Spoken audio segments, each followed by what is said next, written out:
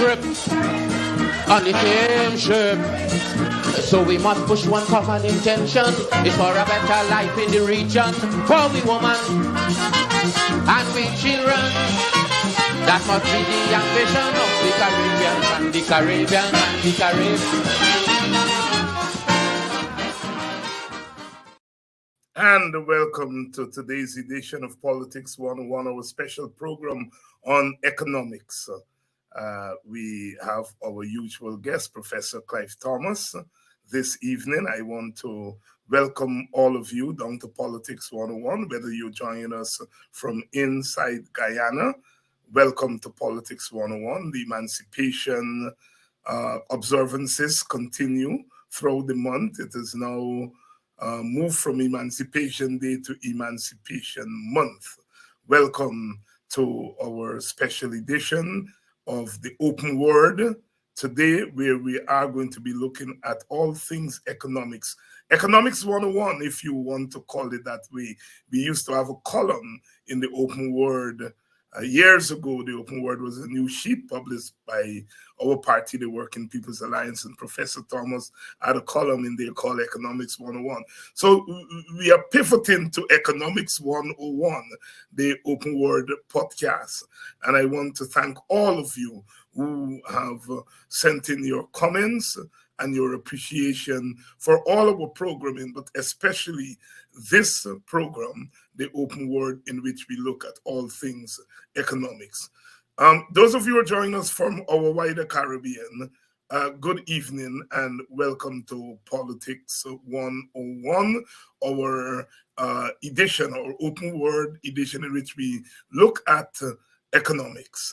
Welcome to those of you from North America, the United States of America, and Canada.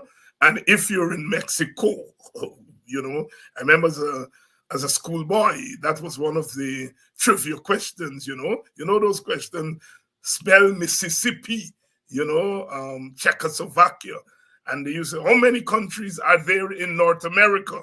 And you would say two, the United States and Canada.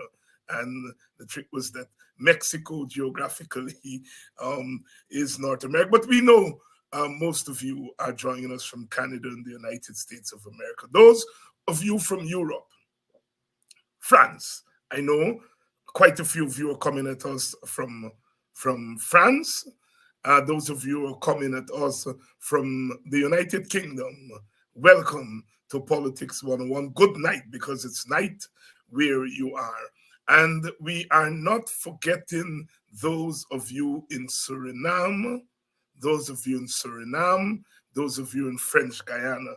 Small boy growing up, you say, those of you in Paramaribo and Cayenne, for a long time, until, you become a big schoolboy, you figure out Cayenne and French Guyana is the same thing, and Paramaribo and Suriname. Welcome, and I would like to continue to wish all of us happy emancipation. And I'm very glad that the debate over emancipation has heated up. What is emancipation? And it's a good sign that things that we would have taken for granted, the word emancipation, we've been using it forever. And the fact that people are now interrogating it and saying, in the context of where Guyana is, what is emancipation?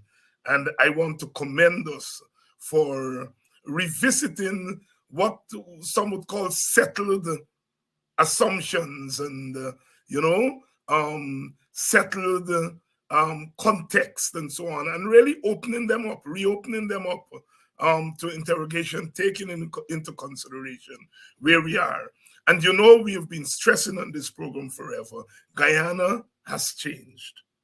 From the time oil was discovered, and more so since they started to pump that oil in 2019, our country has changed. It has changed.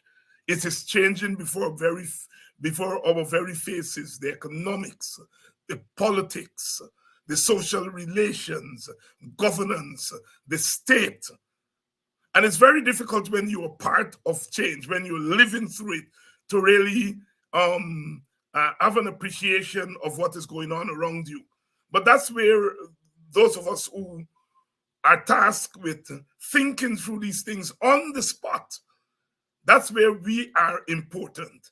And today, everything is a matter of record. When we are finished with this program here this evening, it will be a record for years and years to come because it's there. Anybody in the world could access this program at any time. I've had call from professors in Australia asking my permission to use the open word in their classrooms. So I am so glad that we are beginning to make the point that our country and our politics and our discourses have changed, and so we have to recognize that. Thank you all so much for staying with us. And some of the things that have been in the news economic wise this past week, of course, the government has raised the debt ceiling. My God, when people think about debt ceiling, you think about America, because every year they have this thing about raising the debt ceiling and the government borrowing a lot of money. And the fact that now that is on the front burner in our Guyana speaks volumes. It speaks to the point that I'm making, that we are now in the big league. We're now in the big leagues. And so there was a big outcry with the government raising the debt ceiling, purporting to borrow more money. And the instinctive reaction to it is that the government is borrowing more money so they can thief more money. We understand that. All right? We understand that instinct, right? But we have to try to understand what the raising of the debt ceiling really means. What are the implications?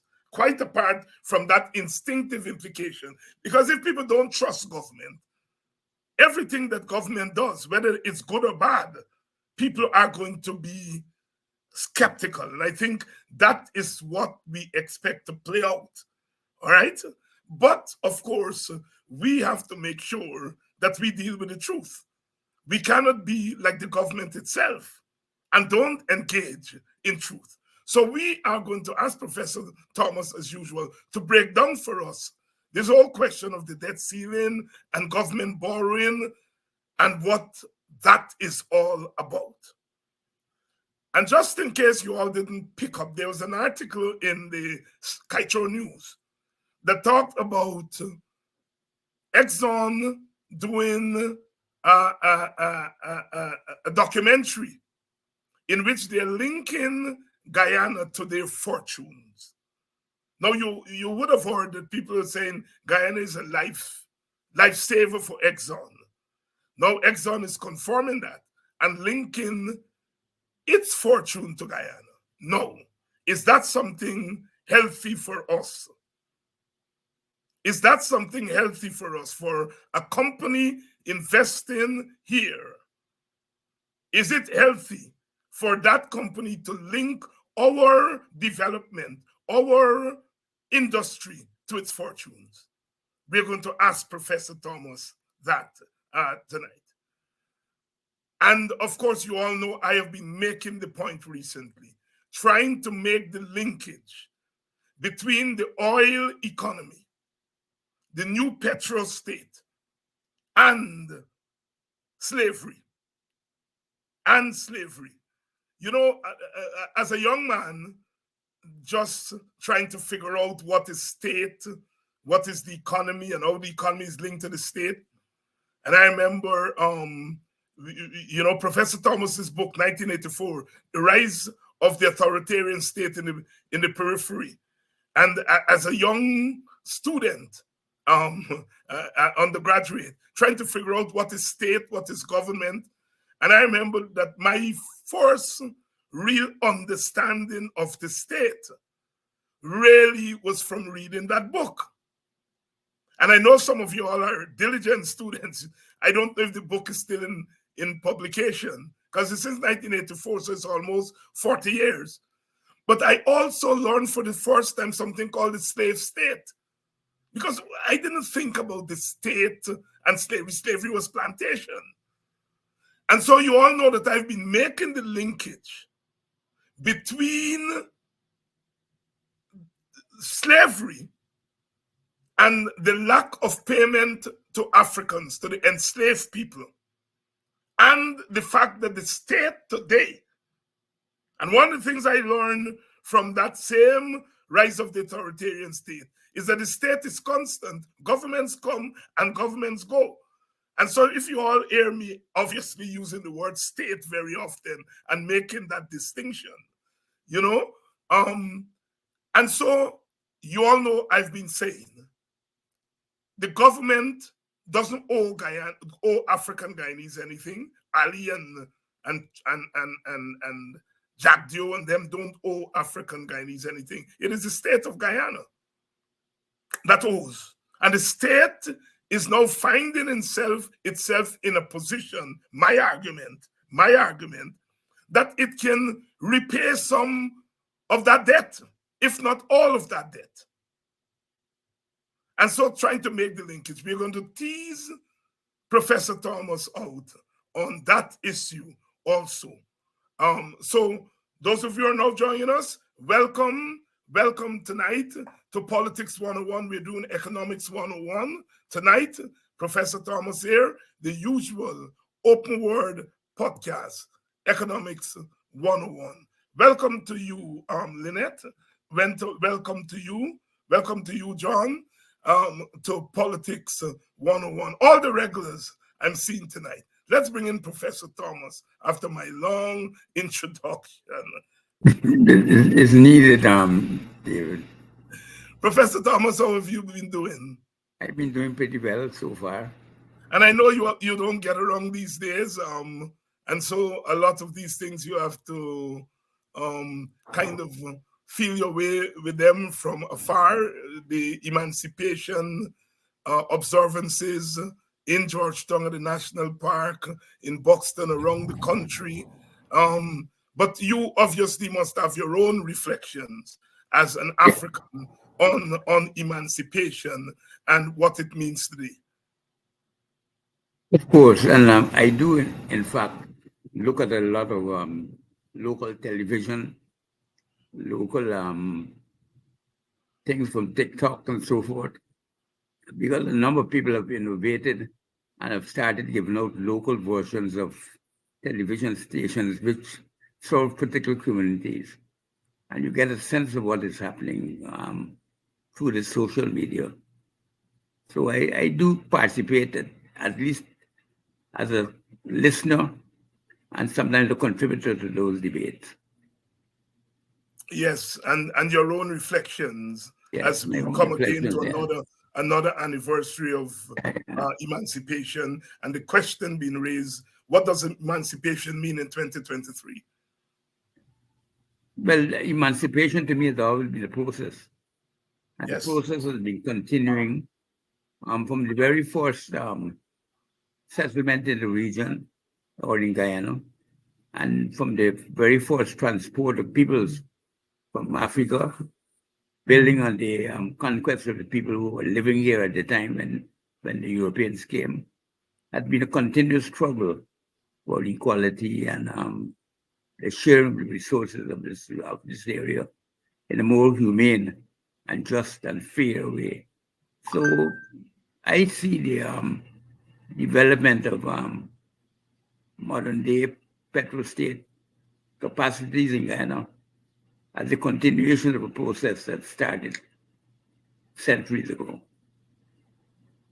And therefore would like to interpret it in that light at all times.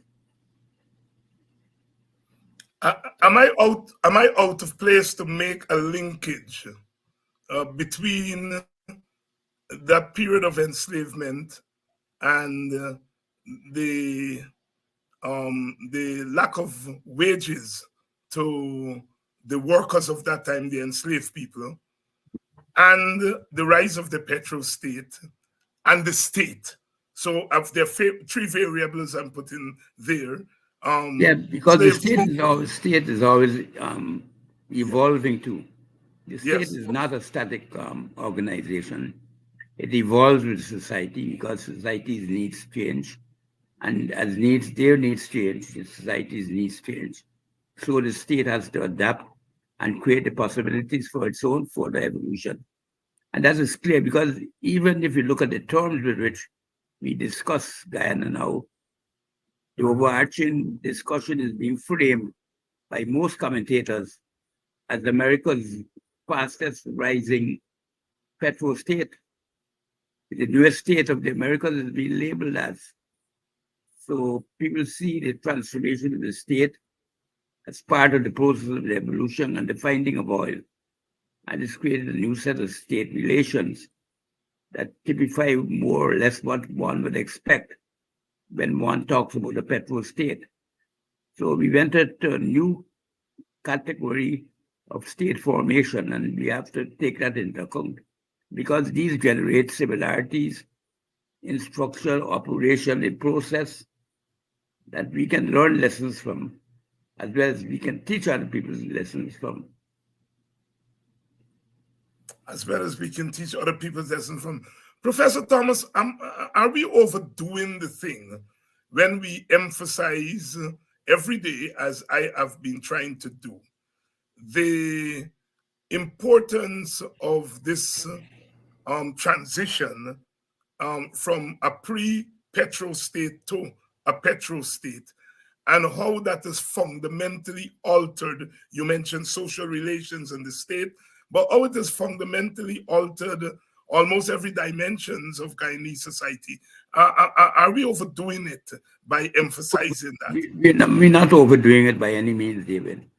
I think any objective attempt to look at the evolution of the capacity of Guyana as a place for providing livelihoods for its citizens has to recognize that the discovery of oil and the generation of the income potential of that discovery would represent the most important windfall capability that the country has ever seen, far exceeding that of the sugar states, even at the time of the great importance of sugar, far exceeding that.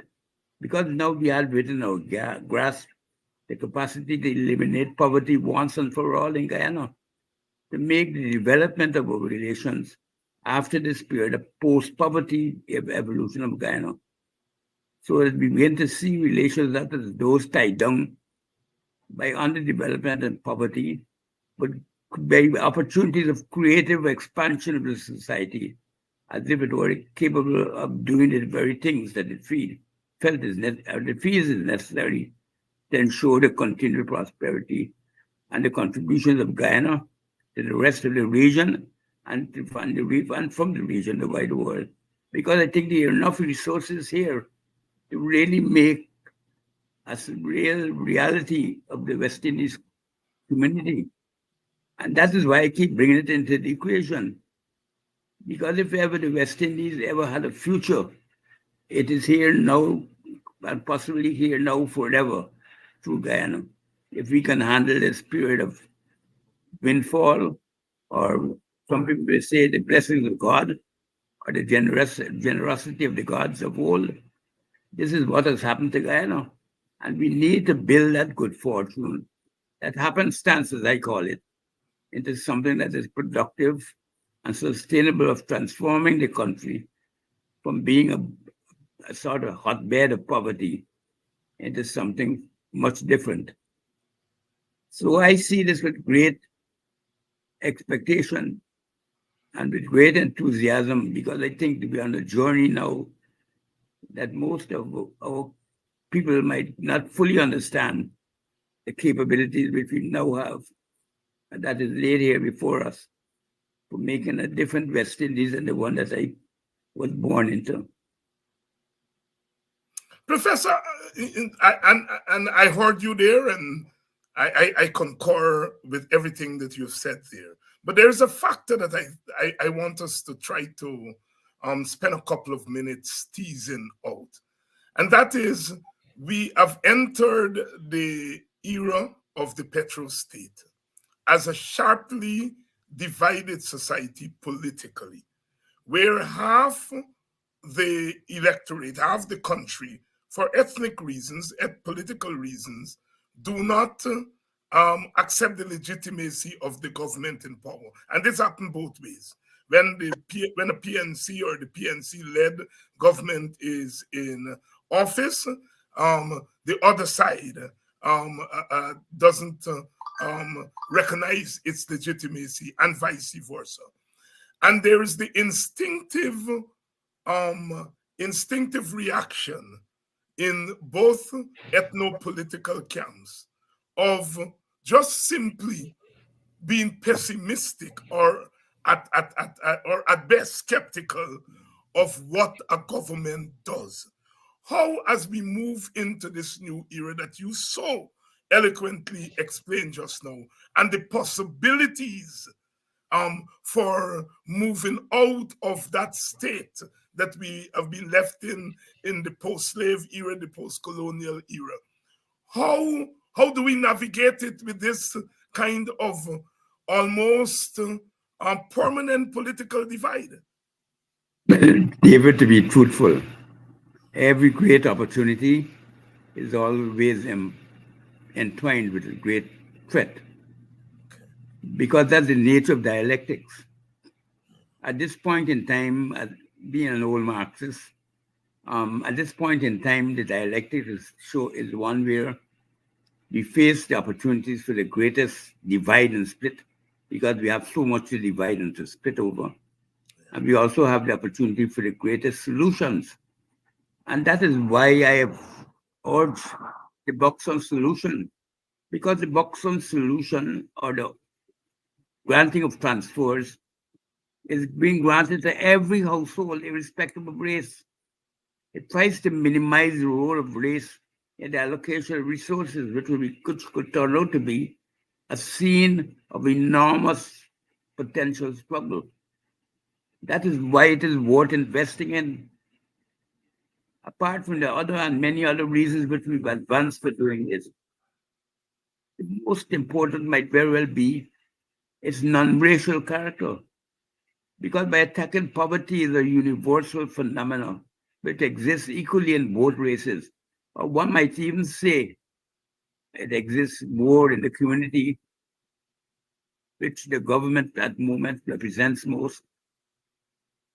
Because the poverty of rural areas, the poverty of the Amerindians communities exceed that of the urban classes and the ghetto classes of the African Guyanese. So we have to be able to transcend that recognition.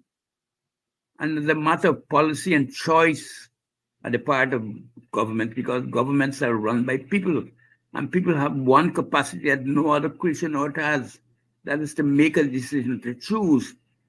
And we can actually choose to find a solution that is based on that form, where we give every household, and we try to recompense for any increase in the maldistribution of income by using the tax system to generate an opportunity to equalize incomes within the various communities. But we give the grant to every poor person, irrespective of race. And the distribution that will entail is already written in the stars, because the data is there. We have a lot of survey data on the distribution of poverty in Guyana. They may not be the most up to date, because we stopped having such close relations with the World Bank and the IMF. We've slipped, I think, in the collection of our poverty data. But we have a lot of information on poverty, and we can make a serious assault on that and then transform the debate into more open debate for reason to prevail, rather than prejudice or emotion. That is my vision. Yes, Professor Clive Thomas, they're putting it as our intellectuals, our public intellectuals of any worth is going to put it, is acknowledging that there are challenges, but there are possibilities. And as the old Marxists would say, the dialectics of opposites. The dialectics, and that is the equal of opposites and all of those old terms. But we can't wish away our political divisions, but we also cannot allow the possibilities for transformation to be held back because of our political division. Professor Thomas, this past week, Parliament raised the debt ceiling and signaled that the government is going to borrow more money. The opposition voted against. Lots of opposition supporters instinctively had a negative reaction because, of course, people are saying they're going to borrow more money and they're going to give it to their friends and their family. They're going to steal it, etc., etc. Put in context for us, first of all, explain what this raising of the debt ceiling is, and explain why governments borrow money and how that is part of the whole process of financial and economic management. Governments borrow money for many reasons, but two I would treat as primary. The first reason is that government collects money from the population through taxes, but it spends money on the items that it wants to offer to the public in exchange for the taxes that people pay. The flow of income by spending does not match the flow of income generated by taxation. So there's a continued imbalance between the flows of revenue and the flows of spending. So every government on earth, as long as the market economy, has to borrow.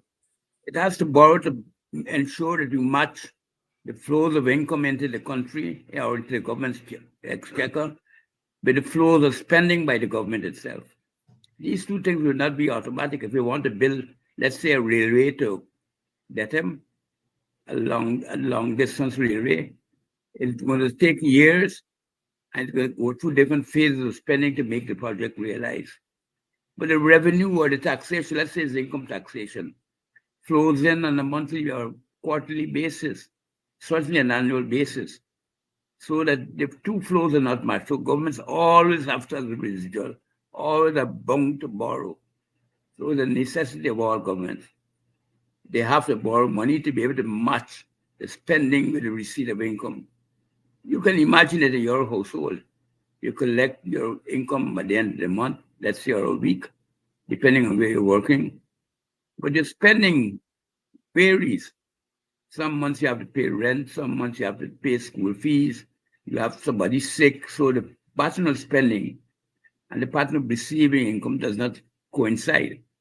So you have, as a result of that, always to be borrowing to ensure you can pay the workers for doing and delivering the services that they're doing or buy the goods that you need as a government and receiving the income for the people who are taxpayers and paying it. And the second reason why governments borrow is that every business on earth has to borrow to be able to finance its expansion. And very few businesses finance its growth and expansion through generating surpluses all the time. So governments and banks and institutions like that, stock exchange and all that, are there to provide loans to firms and to businesses, so as to make sure that every economic entity that wants to expand can get money to borrow for productive purposes. So those two primary reasons for borrowing exist in every society. In most societies, not all, as you mentioned, the United States, like us, have ceilings on the debt.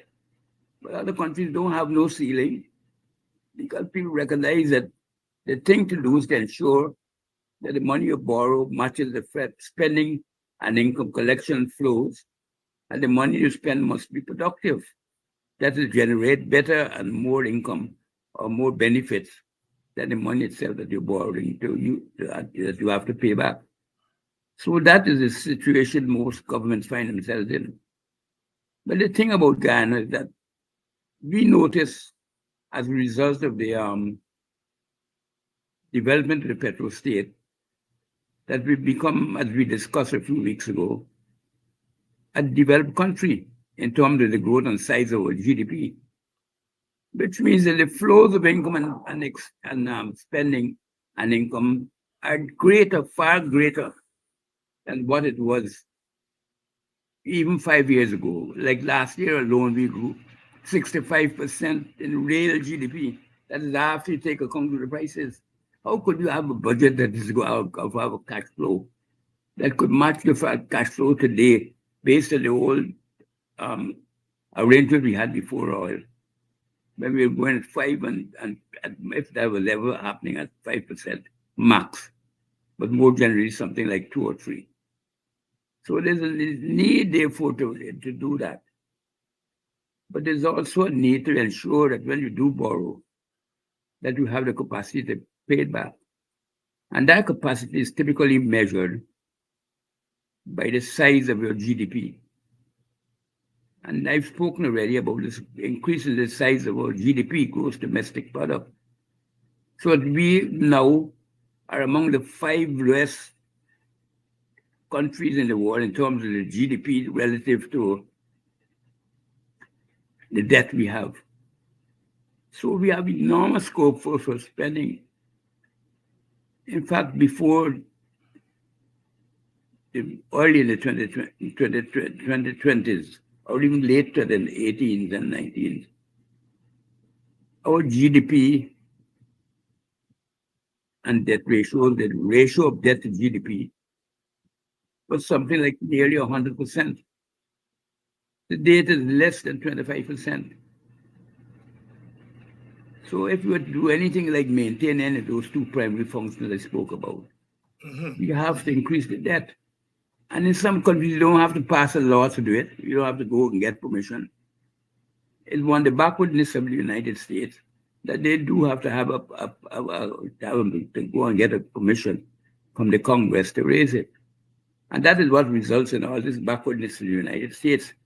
The Fitches had to downgrade them because every time they struggle over getting the debt limit raised, people think that they're likely to default on their obligations. And nothing could be further than the truth.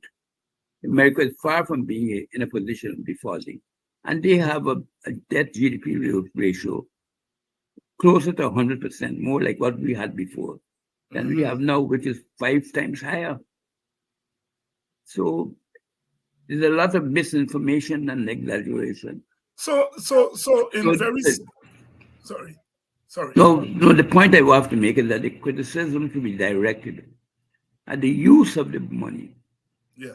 As productive as it's really contributing to poverty. Is it generating more returns than is the money you borrow, the cost of borrowing being worth it? Yeah. The other thing you have to consider is whether the treasury bills that you're issuing, which is largely a source of the short-term borrowing, the match flow of spending with flow of income, is that creating too much liquidity in the system and making the banks and the others financial institutions in the country more inflationary inclined? But we get none of that debate, so clearly people don't even know the process at hand. We've had no debate on that matter. So the reflex action is understandable, but we can't be bogged down, I think, with misinformation. I think we need to see that what the government is doing is a process that is necessary if we continue to be accommodating to the expansion and the significant development in the economy as it has been expanding since oil. And we need to then raise the question and always keep that to the forefront. How are we spending the money? Are we spending it in a way to justify the borrowing? Are we eliminating poverty? Are we expanding our social welfare? Are we growing the economy in the various areas of small business and so forth? The financial system is developing. Are we improving the infrastructure? All those things you have to consider. So the debate is complex and much more difficult than is imagined than a knee-jerk reaction as to, oh God, they're going to borrow more again. Yes, and I am very glad that you went there because in principle, the raising of the debt ceiling is not a bad thing, because every country, all countries, most countries have to borrow money, and you borrow against your expected income. And as you have said, the real argument, the real discussion is how you manage that money, how you manage that money. And I think that's where the real quarrel, especially with the opposition, from the opposition benches and from among opposition supporters. How is the government managing the petrol state? And I think that is an ongoing discussion that we have to have. And I'm going to be calling on you as we move along. But I'd like to make one point here briefly ahead. before we move on. Yes. Remember, when the government borrows money, it has to pay for the money. So there's always a requirement that the use of the money generates more efficiency, more productivity, improved benefits to the community to justify paying for the loan. You follow? Yes. You don't borrow free. You don't get the money from heaven. It's not manna. The same manna from heaven. You got to pay an interest rate on it. So you got to ensure that the activities that you're borrowing it for generate enough benefits to make it worthwhile. Yeah. And that is implicit in what you were saying. But I just want to tease it out for the public to be. Yes. In case you're just joining us, welcome to tonight's edition of Politics 101. We are, of course, the Open Word podcast, and we're discussing all things economics, political economy. Some of you will call it. Professor Thomas is, of course, here with us. Professor, the government goes around. Every time it builds a piece of road, or, it puts up a building, it says, that's development. Oh my God, Guyana is being developed. And I think that's where you get that pushback from the opposition benches, and I suspect from people who are even supportive of the government itself. What is the danger of that kind of approach on the part of the government? Well, the danger of ignorance. Because I think ignorance never has proven to be what is weight in anything. So we have to fight against misinformation. And this is not our task, that's the task for the government. They should make clear to the population what it is that they're trying to do and why they have to do it. But I've heard no discussion of this type.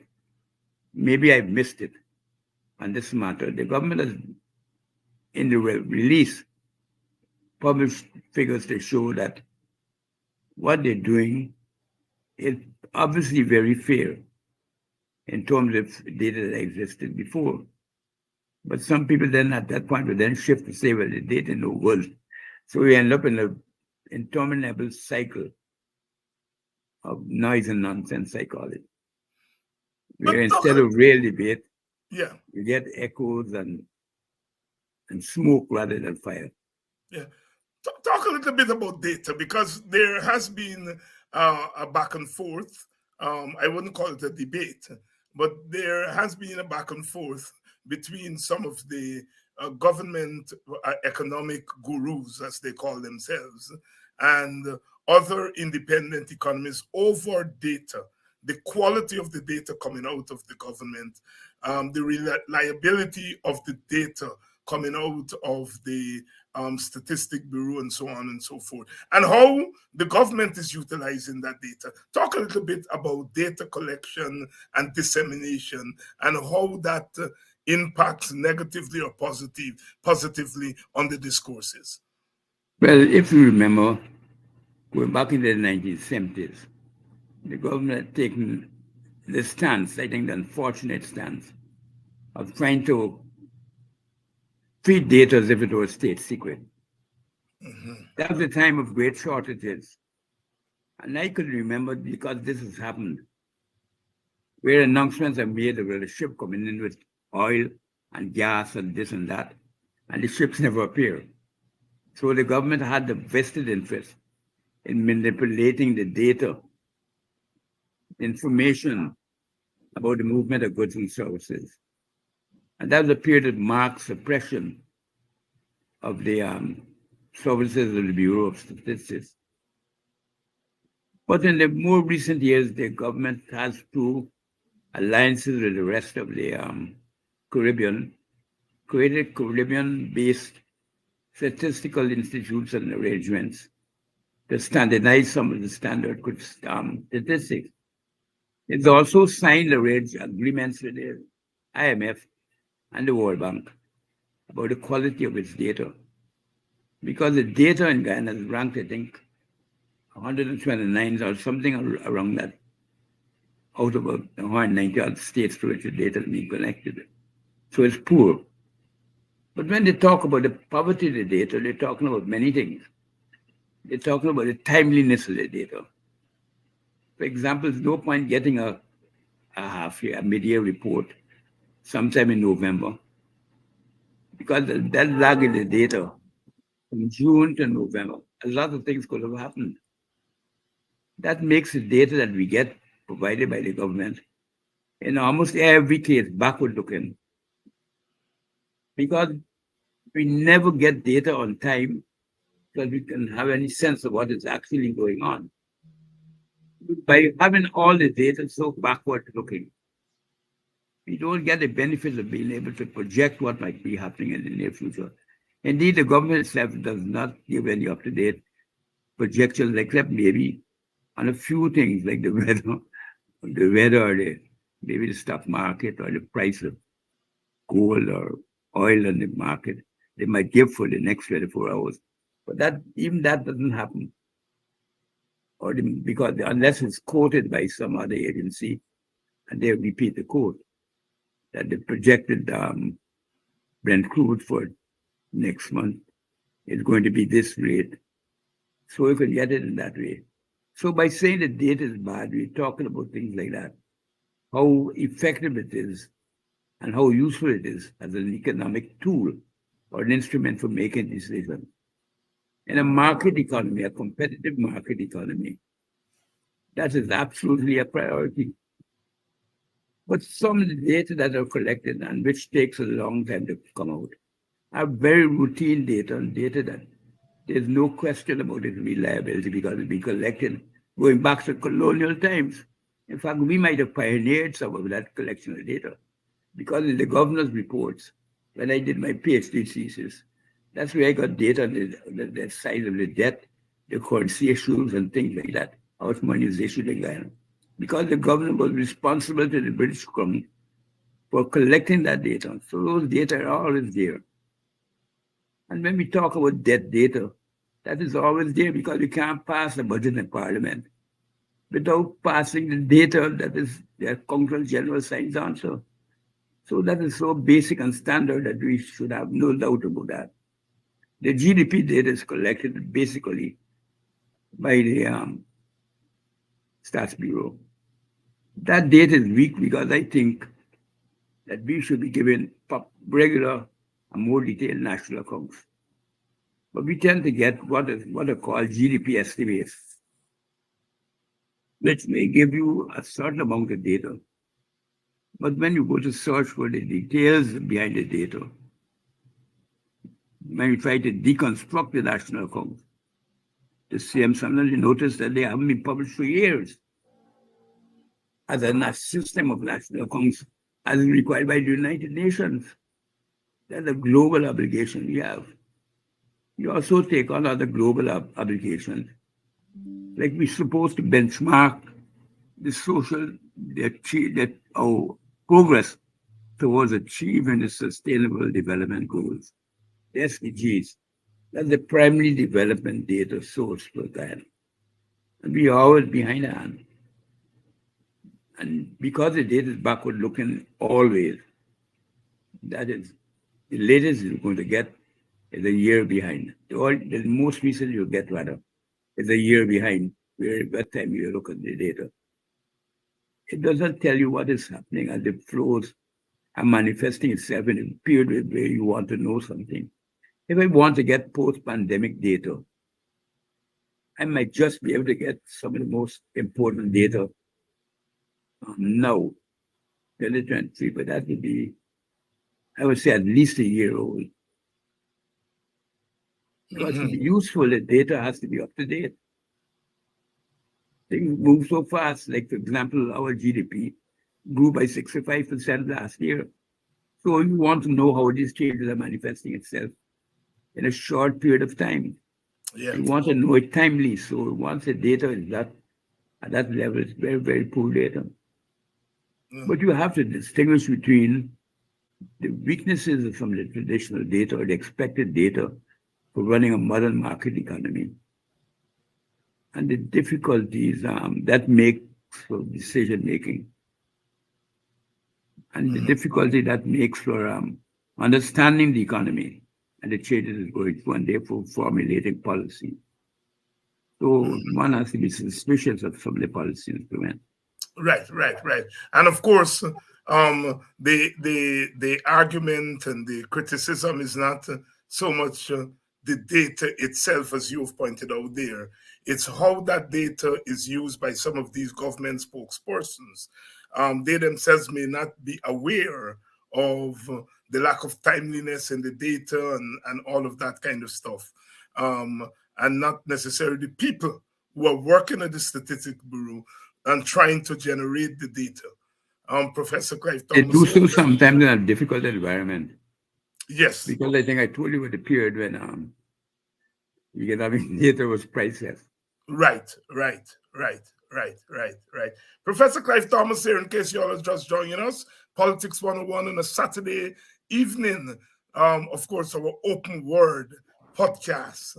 And tonight we are discussing all things, everything, economics, and some of you are pointing out in the comments, political economy.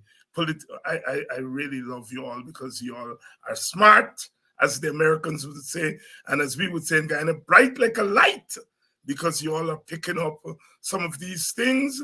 And it just shows the capacity of our working people, capacity of all peoples, they're being able, and the fact that we now live in a world in which information is much more easily attainable than 20, 30 years ago. And you all are taking advantage of it. And we have people like Professor Clive Thomas to really dissect the thing for us, open it up, and help us to make sense of the information that we are gathering. Professor, there was an article in the Kaito News recently about a documentary by Exxon that links Guyana's good fortune, Guyana's growing oil industry to the fortunes of Exxon. Is that a good thing for Guyana? Very bad thing. Dear.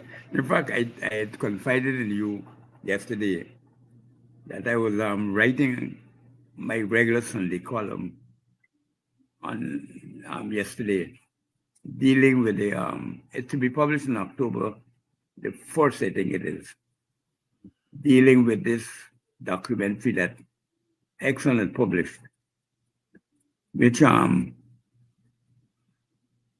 declared, I don't know if it's with or without the government's permission, so I have to be very careful because I'm very critical of the statement. In fact, I was very embarrassed by it. And I feel it really is an assault on our national dignity. And I would urge WPA to put out a statement on it at some point in time. Because COP28 is coming up. And the various benchmarking agencies have been tracking how the various contributors to the global warming have been performing. And on a score of 100, the World Benchmarking Alliance of all the major benchmarks institutions that are collecting the data have labeled ExxonMobil as having lost all credibility.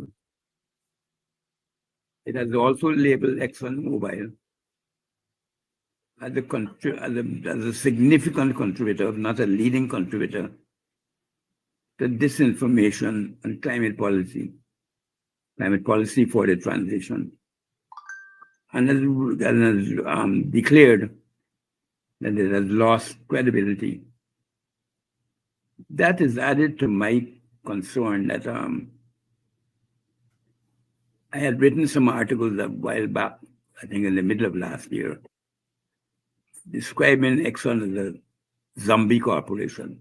In fact, when people talk about zombie corporations, it's the most frequently cited company in all those articles of a typical zombie company than any I've seen anywhere, because I have researched it. And those two things, I think, which should make us want to keep a distance between Guyana and its performance and its economic activities and Exxon.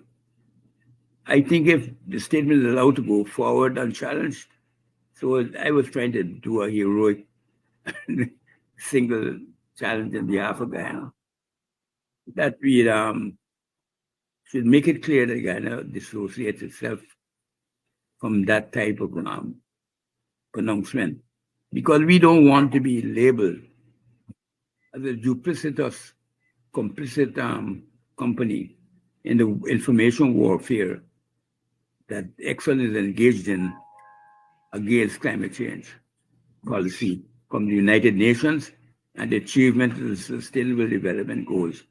Because as far as I know, even though the government doesn't say anything, it keeps acting as if in some new global development arena. That still remains our fundamental commitment to 2030. And that should be guiding our development policy. And we don't want to create any distance between that and ourselves. So let Exxon make a claim about its own self and not Guyana. And if we let it go without saying something, people come to believe that we are an appendage of Exxon. So we can't win in any way by just keeping silent. And then I was going to ask the WPA, and I put a proposal to them. I thought I'd wait until the article comes out to take a stand in it, or encourage parties to take a stand in it, so that we don't be seen as either a dependent image of a reflexive partner to everything that Exxon does. And we don't have to share in the global opinion, because this is the latest report for 2023, came out, I think, a month or two ago. And this company has been labeled duplicitous and complicit and active in information warfare against climate change policy in the United States and the United Nations. So I think that that's something that my sense of national dignity feels that we should avoid. Professor Clive Thomas here on our Saturday night edition of Politics 101, our open word podcast, dealing with everything, all things economics, and as some of you say, all things about the political economy. Professor Clive Thomas, thank you very much for making yourself available again this week to help us to work our way through some of these developments, particularly from an economic perspective. Thank you very much. A pleasure, David. And thank you all in the audience for staying with us. Another week of public education, another week of mobilization, another week of resistance, another week of real development. Because what we are doing here is that we are trying to develop some new instincts, or we're trying to develop some old ones and to bring them up to speed with where our country is at the moment. They talk us and say that all we do is spew hate and all that kind of stuff. We don't worry about them, because we know, and you know, the value of what we do here every evening. what we do on similar programs. We are making our contributions to our country. We are making our contribution to the struggle to right the wrongs in our country. We are making a contribution to sensitizing our people to their civic responsibility. And civic responsibility, of course, comes with being informed.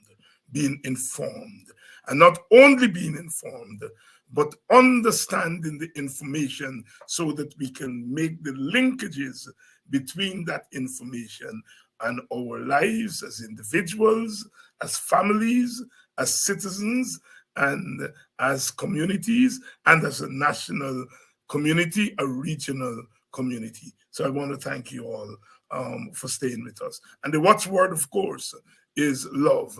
We're going to be off tomorrow night and Sunday night because I'm going up to West Bobis again. I'll be in Kingley. The Lincoln Lewis's family, they're having something there and they've invited us.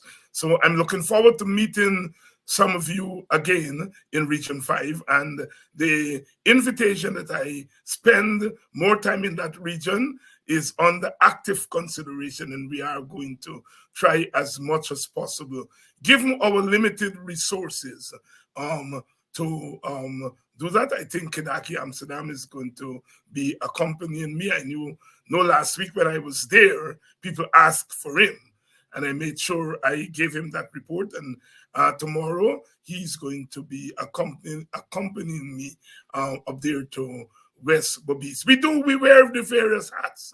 Politics 101, Buxtonians / Guyanese Morning Time, Working People's Alliance, opposition.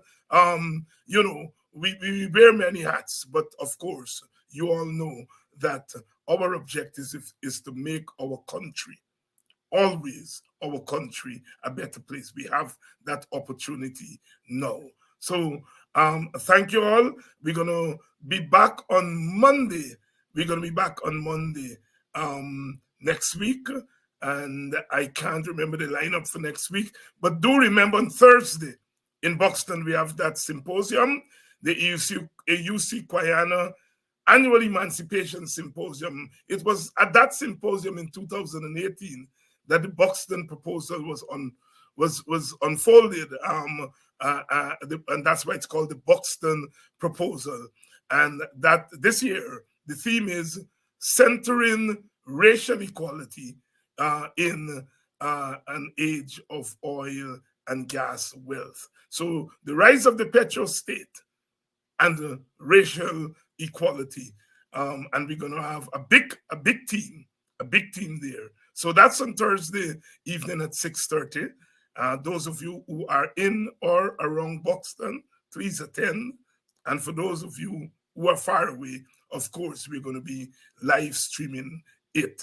And Coffee 250, they have their State of the African Guyanese Forum on Sunday. That is next week, Sunday, August the 13th. I think I got that right, 11, 12, 13. Yes, and we're going to talk more of that, more about that next week. Thanking you all for the confidence. Thanks for the goodwill. And we hope that we are going to, as we move along, reciprocate that goodwill that you have shown us. And I think that is all of it for now. And as the Black Stallion says, we must push one common intention for our women, and our children in our Caribbean. This is Guyana. The show is Guyana based, but we always have that Caribbean focus. We are one people, one Caribbean, one nation. One race from the same place that make the same trip on the same ship. So we must push one common intention. It's for a better life in the region, for we women and we children.